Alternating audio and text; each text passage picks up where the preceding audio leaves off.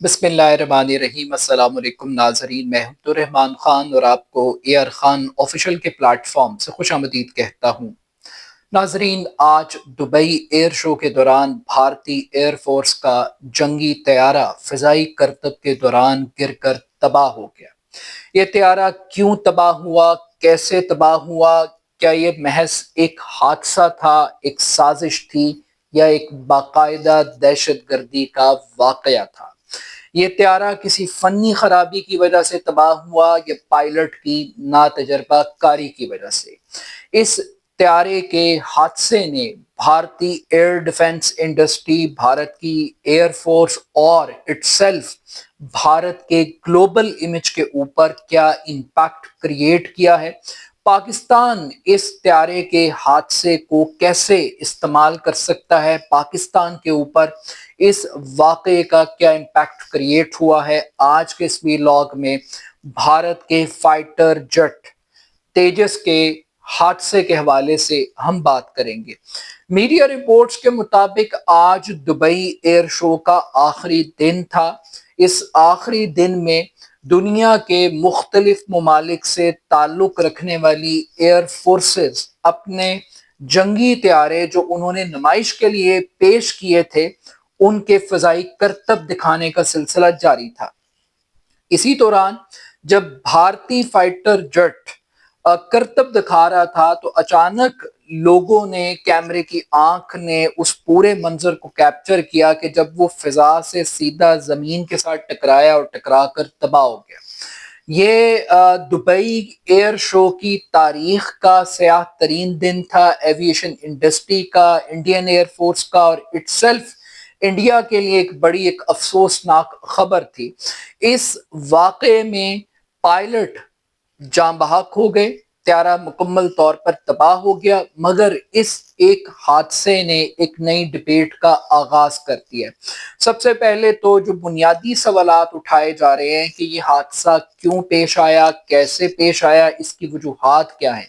Indian government ने अपने response के अंदर जहां अहले खाना के साथ पायलट की ताज़ियत की है, वहां पे एक कोर्ट ऑफ इंक्वायरी का भी जिक्र किया है जो इस वाक़े की तहकीकात करेगी। मगर हिस्टोरिकल फैक्ट ये है कि ये कोई पहला वाक़या नहीं है इंडियन एयरफोर्स के किसी त्यारे के तबाह होने का।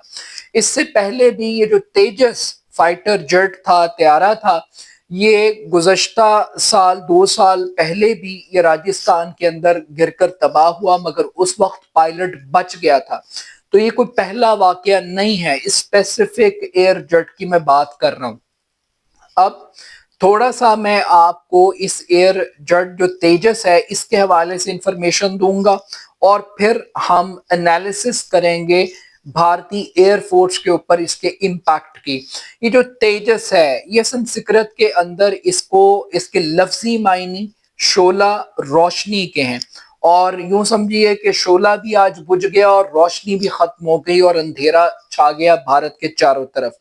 अब ये जो तेजस है, इसकी सबसे खास बात ये है कि ये खालिस इंडियन जंगी तैयारा है, देसी साख्ता जंगी तैयारा है और इसके 50% जो टूल्स, इंस्ट्रूमेंट्स हैं, वो इंडियन स्पेसिफिक हैं और आप ये कह सकते हैं कि एक मेड इन इंडिया प्रोडक्ट है जिसको पूरी दुनिया के सामने एक एडवांस फाइटर जेट के तौर पर पेश किया जा रहा था। मगर इस पूरे एयर शो ने इंडियन एयर फोर्स को इस हादसे के जरिए मुकम्मल तौर पर एक्सपोज कर दिए। यह हादसा इंडियन एयर फोर्स के लिए, इंडियन एयर डिफेंस इंडस्ट्री के लिए एक डिजास्टर साबित हुआ है। अब ये सिर्फ मामला तेजस की हद तक नहीं है। तेजस की एक त्यारे की कीमत अगर इंडियन रुपी में हम कन्वर्ट करें तो 550 करोड़ रुपए का ये एक त्यारा है। इससे आप अंदाजा लगाइए कि ये कितना कीमती त्यारा था और किस तरीके से ये तबाह हो गया और इसने पूरी इंडिया की जो एयर डिफेंस इंडस्ट्री है उसको बिठा दिया है और सोचने पर मजबूर कर दिया है कि ये एक अनसेफ त्यारा है।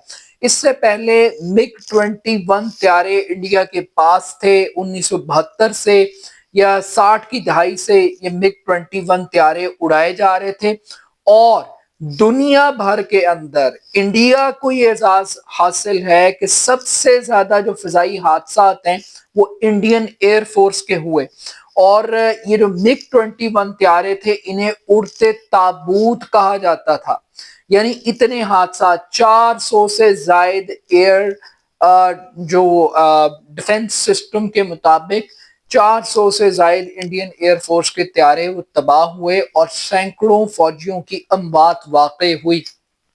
اب کچھ لوگ یہ کہہ رہے ہیں کہ بیسیکلی یہ طیارہ نہیں تباہ ہوا، یہ پائلٹ تباہ نہیں ہوا، بلکہ یہ میڈ ان انڈیا کی موت ہوئی ہے، جس پروڈکٹ کو آپ ایک قابل فخر چیز کے طور پر پیش کر رہے تھے وہ مکمل طور پر ڈائلوٹ ہو گئی ہے۔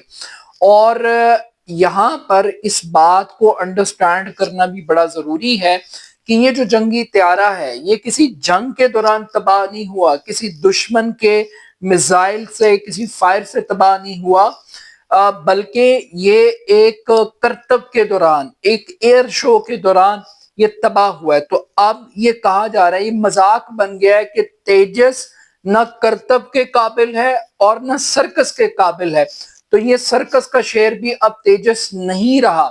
مگر یہاں پر کچھ لوگ یہ کہہ رہے ہیں کہ جناب یہ ٹیکنیکل فالٹ تھا، کچھ لوگ کہہ رہے ہیں کہ پائلٹ کی نہ تجربہ کاری تھی۔ یہ ٹیکنیکل فالٹ ہو یا نہ تجربہ کاری ہو، یہ level of height of incompetence ہے دونوں لیول کے اوپر، کہ آپ ایک انٹرنیشنل شو میں جا رہے ہیں اور آپ کی تیاری نہیں ہے۔ کیوں؟ بیسیکلی جو انڈین ایئر فورس ہے اس کے اوپر ایک بہت بڑا پریشر ہے، اور ان کی جو مینٹل ہیلتھ ہے وہ ایک بہت بڑا کوسچن مارک بن گئی ہے پوری دنیا کے سامنے، کہ ان کے اوپر بڑا پریشر ہے۔ اب آپ اس سے پہلے ایپیسوڈ دیکھیے کہ جب ابھی نندن کا طیارہ گرایا گیا اور اس وقت مودی صاحب کہتے تھے اگر ہمارے پاس رافیل طیارے ہوتے تو ہم نقشہ بدل دیتے جنگ کا۔ اب جب رافیل طیارے آگے جنگ کے دوران تو وہ تباہ ہوئے تو پاکستان تو چھوڑ دیجئے، ٹرمپ ہی روز بتاتا ہے آ کے کہ 6 طیارے تباہ ہوئے، 7 طیارے تباہ ہوئے، اب ان کا فگر 8 تک چلا گیا۔ تو ہر لیول کے اوپر وہ امبیرس کر رہے ہیں مودی کی گورنمنٹ کو، مگر یہاں پر تو کوئی شک و شبہ ہی نہیں تھا، کوئی دشمن نہیں تھا، کوئی کچھ نہیں تھا، مگر یہ طیارے تباہ ہو گئے۔ لیکن اس پورے ایپیسوڈ کا بھی 24 گھنٹے کا ایک بیک گراؤنڈ ہے۔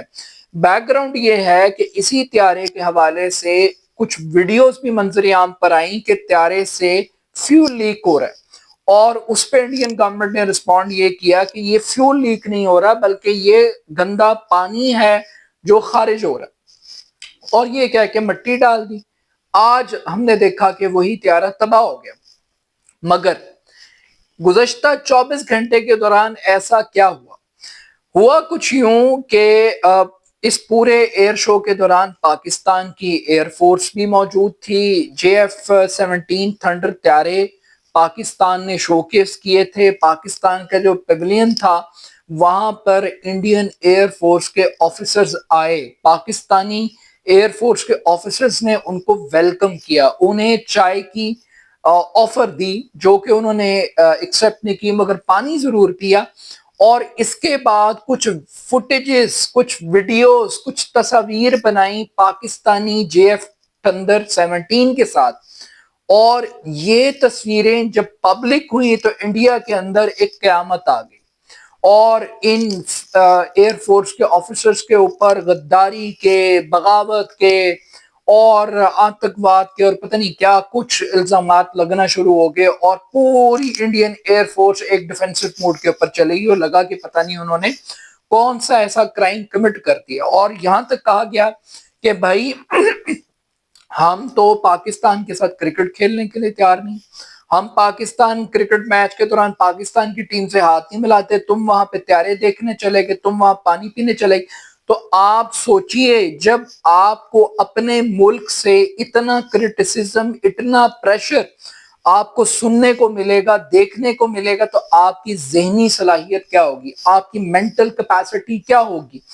اب یہ جو انڈیا کی ایئر فورس ہے اس کے اندر ملٹیپل چیلنجز ہیں، معاملہ صرف تربیت کا نہیں ہے، ٹائم لائنز کے بہت سارے ایشوز ہیں. آپ انڈین ایئر فورس کے چیف کی گفتگو سن لیں, آپ انڈین چیف آف ڈیفنس کی یا انڈین آرمی چیف کی گفتگو سنیں, تو آپ کو ایک چیز کامن ملے گی, اور وہ یہ ملے گی کہ انڈیا کی جو ایئر ڈیفنس انڈسٹری ہے وہ کبھی بھی ٹائم لائنز کو میٹ نہیں کرتی, کبھی بھی وہ بر وقت ان ریکوائرمنٹس کو پورا نہیں کر پا رہی جو انڈین ایئر فورس کو درکار ہیں.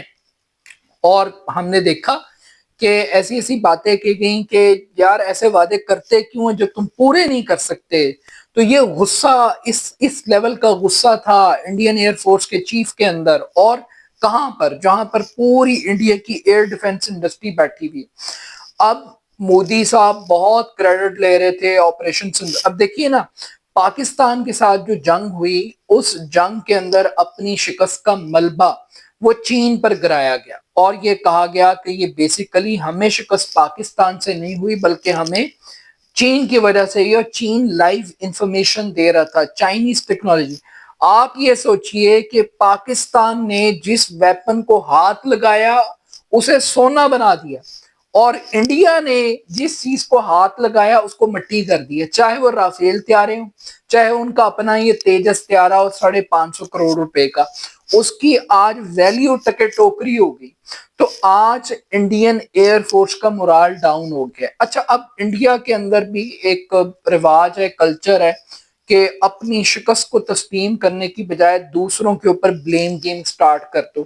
ابھی کچھ لوگ ہیں, کچھ قوتیں ہیں جو یہ باتیں کر رہی ہیں کہ جناب یہ دہشت گردی ہو سکتی ہے, کوئی سازش کا ایلیمنٹ تلاش کیا جا رہا ہے, اور مجھے یقین ہے کہیں نہ کہیں اس پورے معاملے میں یہ پاکستان تک گھسیٹ کر اس واقعے کو لے کر آ جائیں گے. لیکن still at the end of the day جو فورسز ہوتی ہیں وہ نان پولیٹیکل ہوتی ہیں, فورسز ہمیشہ پروفیشنل ہوتی ہیں. جس قسم کی language Indian air force, Indian army chief, India کے جو نیول چیف ہیں وہ استعمال کر رہے ہیں, تو وہ بی جے پی کے ورکر لگتے ہیں, وہ فورسز کے ہیڈ نہیں لگتے. اور جو یعنی کل تک یہ وہ لوگ تھے جو کہہ رہے تھے کہ ہم پاکستان کو سبق سکھائیں گے, تو میرا خیال ہے کہ آج کے اس واقعے نے یہ پیغام ہے انڈیا کے لیے کہ ان کا ٹائم سیکھنے کا ہے, سکھانے کا نہیں ہے.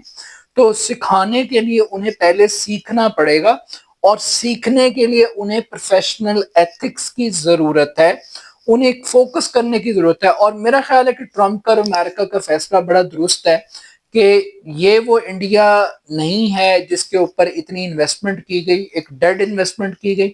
جس انڈیا سے یہ توقع تھی کہ وہ چین کو ڈیفیٹ کرے گا, وہ پاکستان سے پھینٹی کھا گیا.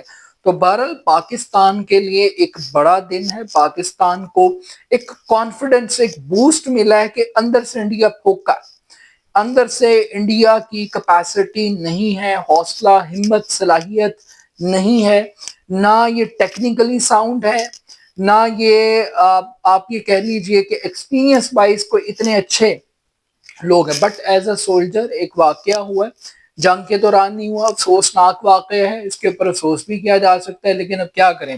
مودی نے اس لیول کے اوپر وہ چیزوں کو لے گیا ہے کہ آپ دشمن کی جو غم ہے اس کو بھی ایک سیلیبریشن موڈ کے طور پر لیتے ہیں. تو آج انڈین ایئر فورس اڑتے تابوت, فلائنگ کافنس کا جو ٹائٹل ہے وہ بالکل کسی نے ٹھیک دیا. لگتا ہے کہ یہ انڈیا کے مقدروں کے اندر یہ بات لکھ دی گئی ہے کہ یہ اڑتے ہوئے تابوت ہیں, یہ شاہین نہیں ہے, یہ فضا کو برتری حاصل نہیں کر سکتے, فضا میں ڈیفیٹ کی علامت ہے. اپنا فیڈ بیک مجھے ضرور دیجیے گا, میرے یوٹیوب چینل یار خان آفیشیل کو ضرور سبسکرائب کیجیے گا. بہت شکریہ, اللہ حافظ.